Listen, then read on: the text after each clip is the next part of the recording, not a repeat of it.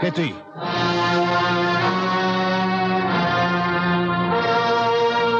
তোর জম,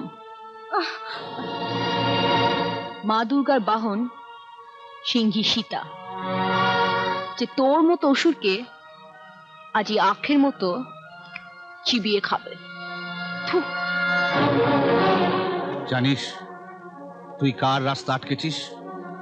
জানি, শ্রদ্ধেয় রাজশেখর চৌধুরীর কুলাঙ্গার পুত্র কুমার বাহাদুরের। কি? তোকে আমি এমন শিক্ষা দেব?